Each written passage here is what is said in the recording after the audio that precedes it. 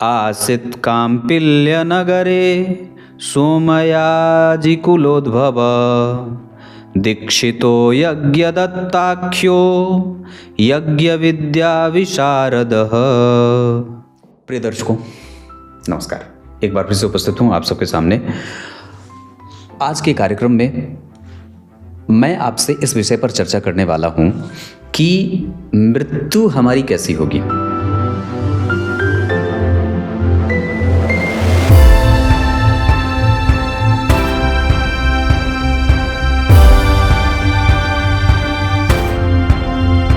कई बार हमारा ध्यान इस विषय पे जाता है कि कोई हमें ये बताए कि हमारी मृत्यु सुख से होगी या दुखपूर्वक होगी। इसके लिए जन्म कुंडली में सूर्य और चंद्रमा, आप लोगों को मैंने कई बार ये बात बताई है कि सूर्य और चंद्रमा प्रकाशक ग्रह है। बाकी इनके अतिरिक्त मंगल, बुध, गुरु, शुक्र और शनि ये पंच तारा ग्रह हैं और राहु और केतु छाया ग्रह हैं। तो मृत्यु का निर्धारण कब है ये तो कोई नहीं जानता। हालांकि आचार्यों ने मृत्यु के समय के बारे में, मारक ग्रहों की दशाओं के बारे में चर्चा की है, पर मृत्यु सुखपूर्वक होगी या मृत्यु दुखपूर्वक होगी, इसमें भगवान की कितनी कृपा आपके ऊपर है। ईश्वर की कृपा, व्यक्ति के सत्कर्म और दुष्कर्म ही व्यक्ति के मृत्यु के को सुखद और दुखद बनाते हैं, है ना। कि ठाकुर जी की बड़ी दया रही कि मृत्यु के समय पे ठाकुर जी की याद आ गई, है ना। और मृत्यु के समय पे चिंतन किसका हुआ, उसके जैसा शरीर वापस मिल गया। तो इस वजह से ये बहुत बड़ी भारी प्रश्न का विषय हो जाता है कि मृत्यु सुखद होगी या दुख से होगी। इसके लिए सूर्य और चंद्रमा को ध्यान में रख करके हमारे आचार्यों ने बड़ी अच्छी और गहरी बात कही है, जिसके बारे में मैं आपसे आज चर्चा करने आया हूँ। कार्यक्रम के आरंभ में मैंने जो श्लोक पढ़ा है उसके पीछे एक कहानी है जो ब्रह्मा जी और नारद जी ने ब्रह्मदेव से पूछा है कि भगवान भोलेनाथ कैलाश पर्वत पर कब गए या कैसे उनके कैलाश पर्वत पर जाने की स्थिति बनी। इसके ही प्रश्न का उत्तर होगा और उसमें एक कहानी छुपी है जो शिव पुराण में वर्णित है। शुरू करते हैं आज का कार्यक्रम। लाइव होता हूं मैं शनिवार को इसी चैनल पे। फिलहाल आपको यहाँ पे ध्यान लेके आना है कि जन्म कुंडली में अगर चंद्रमा छठे भाव में, आठवें भाव में या 12वें भाव में, मतलब अगर जन्म कुंडली में चंद्रमा इस भाव में विराजमान हो, है ना। शिव पुराण का श्लोक है, मैं अंतिम में बता दूंगा। तो क्या कहते हैं शास्त्रकार कि अगर जन्म कुंडली के चंद्रमा छठे भाव में बैठे हों, 8वें भाव में बैठे हों और जन्म कुंडली के या तो 12वें भाव में बैठे हों और साथ ही साथ उस पर किसी भी ग्रह की कोई दृष्टि ना हो, मतलब इस चंद्रमा को या यहाँ बैठे चंद्रमा या 12वें भाव में बैठे चंद्रमा के ऊपर किसी भी ग्रह की कोई दृष्टि ना हो, तो व्यक्ति की जो मृत्यु होती है वो कष्ट से होती है। अब बात आती है, अगर यहां पे चंद्रमा अपनी राशि के बैठे हैं, मतलब 4 नंबर में अगर बैठे हैं, तब ये सिद्धांत लागू नहीं होगा। मतलब अगर चंद्रमा अपनी राशि में बैठे हैं तो व्यक्ति की मृत्यु सुखद होगी, परमात्मा की प्रीति से भगवान को याद करता हुआ ऐसी मृत्यु होगी। लेकिन अगर ये चंद्रमा अपनी राशि के नहीं बैठे हैं या तो नीच राशि में बैठे हैं, इन्हीं भावों में, तो व्यक्ति की मृत्यु कष्ट से होती है। ये आचार्यवरों ने लिखा है। दूसरा एक सिद्धांत जो और भी कहता है कि अगर इन भावों में बैठे हों चंद्रमा और साथ ही साथ अगर जन्म कुंडली का चौथा भाव पीड़ित हो, मतलब चौथा भाव जहां से मोक्ष का विचार किया जाता है, अगर जन्म कुंडली का चौथा भाव पीड़ित हो गया, इसका अर्थ है, पीड़ित का अर्थ है कि आगे शनि बैठ गए और पीछे राहु बैठ गए और ये शनि जो है वो वक्री हो गए और इस भाव में कोई भी ग्रह नीच राशि का बैठ गया, मतलब 7 नंबर में सूर्य बैठ गए, कोई भी ग्रह नीच राशि में बैठ गया, तो ये भाव पीड़ित हो गया क्योंकि एक ग्रह यहाँ नीच के हो गए, आगे शनि वक्री, पीछे राहु, तो ये भाव पाप कर्त्री में भी चला गया।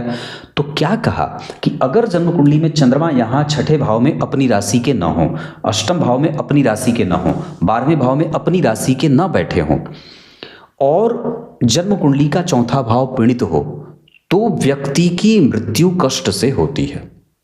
मतलब वो तड़फ करके व्यक्ति मृत्यु का वर्ण करता है। ये तो पहला सिद्धांत हुआ जो चंद्रमा के ऊपर आश्रित है। दूसरा सिद्धांतकार लिखते हैं क्या, ये ग्रंथ की बात है कि जन्म कुंडली के 10वें स्थान में सूर्य विराजमान हो, जन्म कुंडली के 10वें स्थान में सूर्य विराजमान हो और जन्म कुंडली के 4थे भाव में मंगल बैठे हों। बहुत ध्यान से समझिए। तो जन्म कुंडली के 10वें स्थान में सूर्य को बिठा दिया और जन्म कुंडली के 4th स्थान में मंगल को बिठा दिया, और इस मंगल के ऊपर किसी भी शुभ ग्रह की कोई दृष्टि नहीं है। मतलब ये मंगल किसी भी तरीके से किसी शुभ ग्रह से दृष्ट नहीं है। मतलब गुरु यहां से ना देख रहे हो, गुरु यहां पे ना बैठे हो, मतलब कहीं से भी इस भाव पे किसी भी शुभ ग्रह की दृष्टि ना हो। मृत्यु सुखद नहीं होती, ये मृत्यु को कष्टकारी बना देते हैं। आप जरा विचार करिए, मृत्यु का विचार कहां से किया जाता है? जन्म कुंडली के 8वें भाव से, है ना। जन्म कुंडली में 2य भाव से मृत्यु का कारण देखा जाता है, 7वें भाव से मारक दशा चलती है। तो जन्म कुंडली में 8वें, 6वें और 12वें भाव के माध्यम से 10वें और 4th भाव के बैठे ग्रह के माध्यम से आपने ये जान लिया कि आपके ऊपर परमात्मा की कितनी विशेष कृपा है। विशेष आशीर्वाद की प्राप्ति ही व्यक्ति को सुखद मृत्यु देती है। शास्त्र में ये बात आई, मृत्यु वही शुद्ध है जो दोबारा मृत्यु ना दे, जीवन वही शुद्ध है जो दोबारा जीवन ना दे। माता शुद्ध वही, माता विशुद्ध वही, माता विशुद्ध रूप से माता की परिभाषा वही जो अपने बच्चों को दोबारा जन्म ना लेने दे।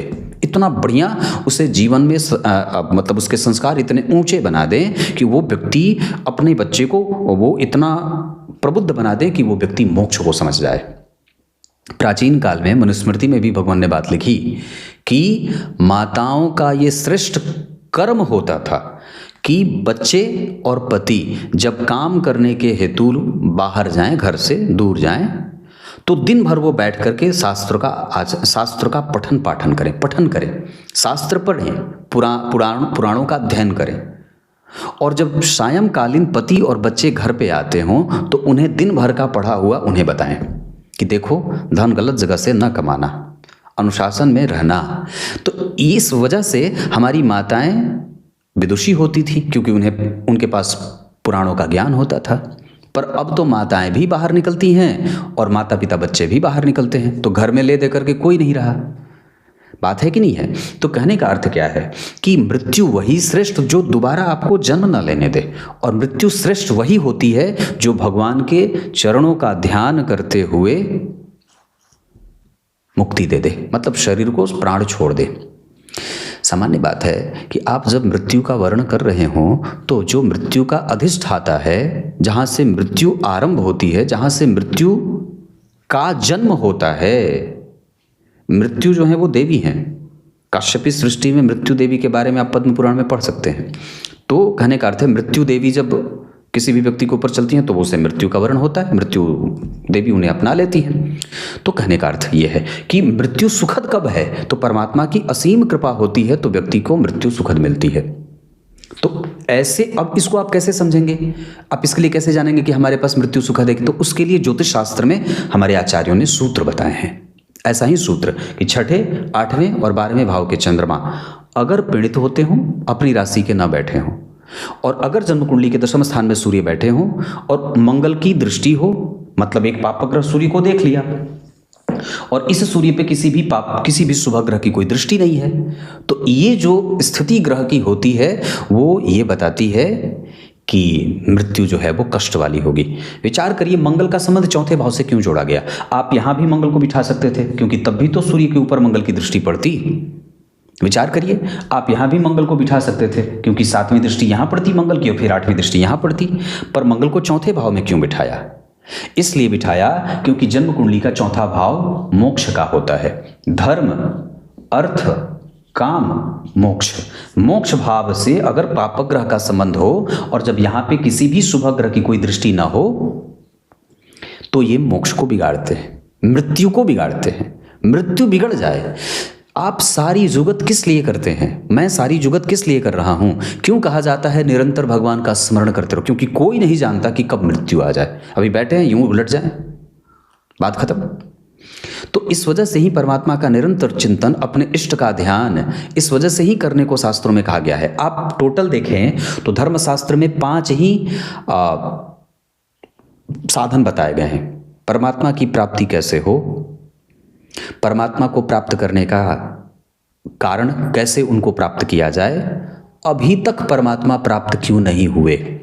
चौथा, परमात्मा को प्राप्त करने के बाद क्या होगा।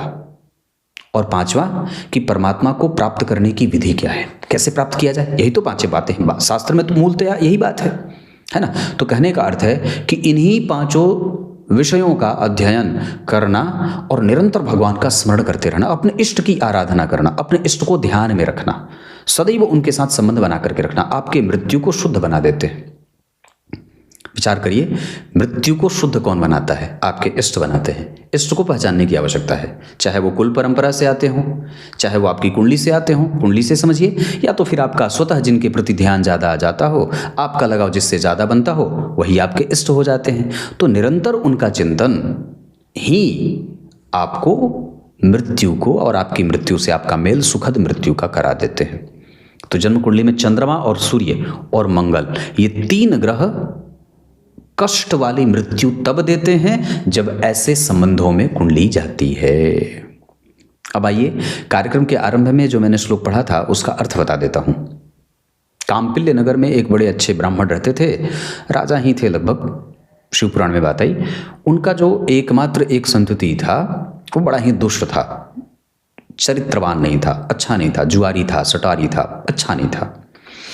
उनकी माताजी और उनके पिताजी बड़े अच्छे थे, भद्र थे, समाज में उनकी बड़ी प्रतिष्ठा थी, और उनकी एकमात्र संतति महान दुष्ट। उसकी माता उसे हमेशा समझाती थी, देखो तुम्हारे पिता कितने अच्छे हैं, तुम्हारे मामा कितने अच्छे हैं, तुम्हारे पड़ोसी कितने अच्छे हैं, तुम्हारे जो गुरु के शिष्य हैं वो कितने, तुम्हारे पिता के जो शिष्य हैं वो कितने अच्छे हैं, सब लोग कितने अच्छे हैं, पर तुम इतने दुष्ट क्यों हो? तुम अपने पिता का अनुसरण क्यों नहीं करते हो? अपने मामा को क्यों नहीं समझते हो? अपने नाना को क्यों नहीं जानते हो? उनके चरित्रों का पालन क्यों नहीं करते हो? मतलब जो पुत्र था वो दुष्ट था, और ये घटना कहाँ की है? काम्पिल्य नगर की है ना। तो इसी कहानी के माध्यम से हम लोगों को ये समझ में आएगा कि भगवान भोलेनाथ की बात क्यों कैलाश से जोड़ी जाती है। क्लियर है? अभी तो ये कहानी लंबी चलेगी। कुछ इसी तरीके से आज के इस कार्यक्रम का समापन करते हैं। तब तक के लिए इजाज़त दीजिए। ये छोटा सा कार्यक्रम था, कितने मिनट का बना है? ये 13 मिनट का बन गया है, मतलब ठीक ठाक है। फिर भी जो बात मैंने आपको समझाई है इसे समझने की कोशिश करेंगे। लाइव कार्यक्रम में जरूर जुड़िए। बहुत बहुत नमस्कार।